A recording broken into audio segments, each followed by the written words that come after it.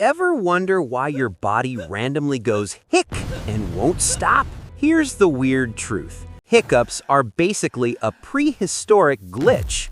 Deep in your brain is an ancient reflex, left over from when our ancestors were way more amphibian.